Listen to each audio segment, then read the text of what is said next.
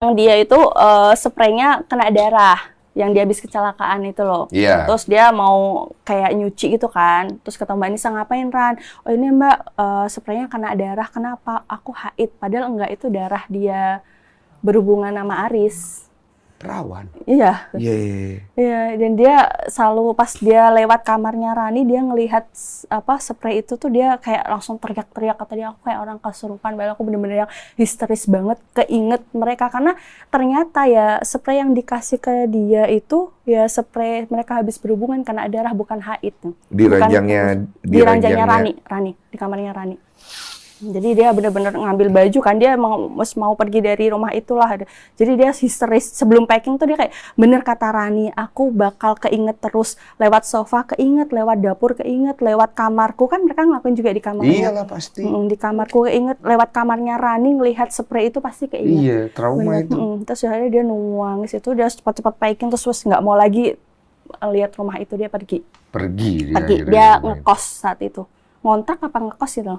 Ini dia belum punya rumah sih. Jadi rumah itu akhirnya jatuh ke Aris gitu? Jatuh ke Aris. Dia emang nggak mau, emang wes nggak ini. Iya sih, trauma sih. Trauma. Dia bakal keinget. Bisa waras karena dia bakal keinget-inget kata-kata Rani, kamu nggak akan hidup normal kalau di situ gitu. Kamu ke dapur bakal inget aku, kamu ke sofa bakal inget aku pernah di situ. Jadi sama artinya Aris. dia mau kasih tahu kalau mereka pernah di sana semua gitu. Iya, kayak gitu. Dia di dapur. Di dapur, di sofa, di kamarnya Rani, kamarnya Mbak Nisa sama Aris. Terus habis itu mereka pergi kan, Mbak Nisa pergi ngekos. Nah ini si ibu kan udah meninggal, rumahnya Surabaya itu, Rani minta rumah itu dijual. Aku mau merantau di Jakarta, jual rumah ibu itu. Tuh aku nggak mau ya di sini, di rumah, kan si Rani tinggalnya di Surabaya. Jadi, tunggu, maaf. Ini kan dari tadi ibu, bapak nggak ada ya? Udah nggak ada ya? Bapak udah nggak ada. Udah lama pergi Udah ya? lama pergi. Oke. Jadi dia kan di Surabaya kan, aku udah nggak mau orang-orang sini julid ngegosipin aku, udah jual aja rumahnya Mbak gitu. Nggak, dia itu rumah tinggalan ibu, jangan dijual. Mbak Nisa masih kayak itu, udahlah cepet aku mau merantau di Jakarta kayak gitu. Terus yaudah kalau gitu aku minta uang 50 juta ya. Dikasih sama Mbak Nisa.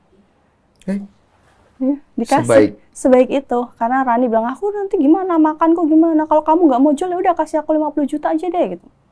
Udah dikasih 50 juta. Pergi Rani merantau ke Jakarta, sampai sekarang di Jakarta sih. Oh, sampai sekarang nih. Sekarang. Dan tidak pernah kontak-kontak lagi sama Mbak Nisa masih.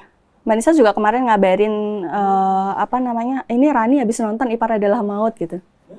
Udah nonton dia. Oh, nonton dia? Iya, nonton.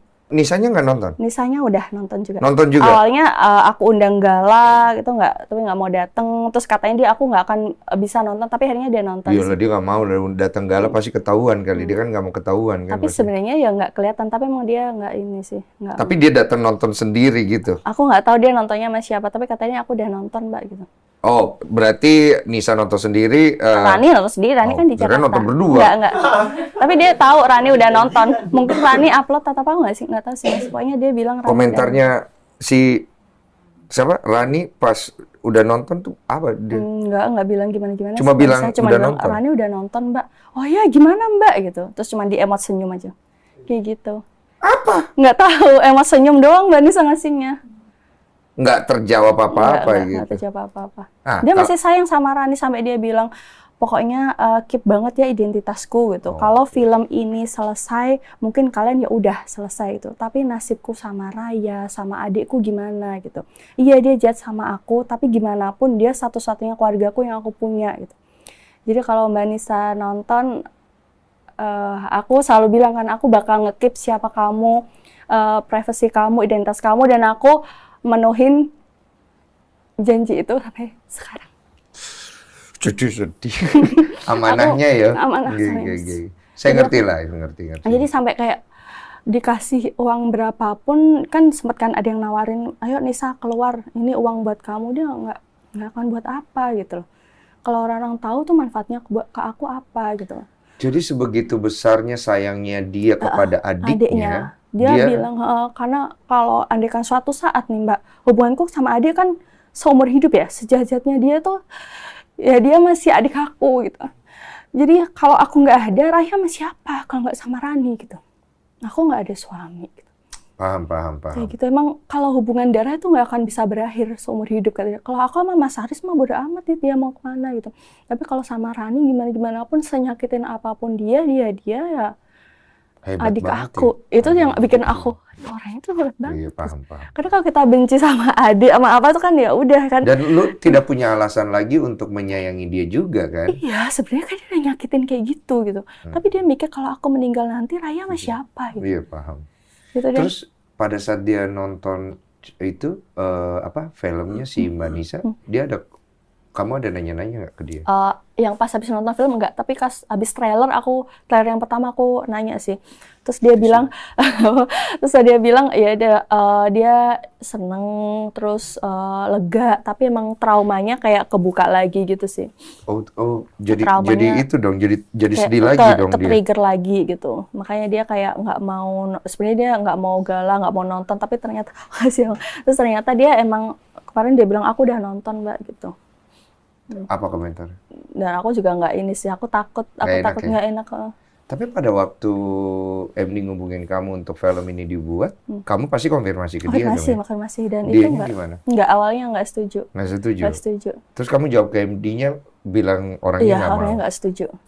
Terus abis itu ditungguin terus sama MD, coba lagi ngomong sama Mbak Nisa. Terus ya udah aku ngomong sama Mbak Nisa. Terus kata Mbak Nisa, yaudah aku istikharah dulu gitu.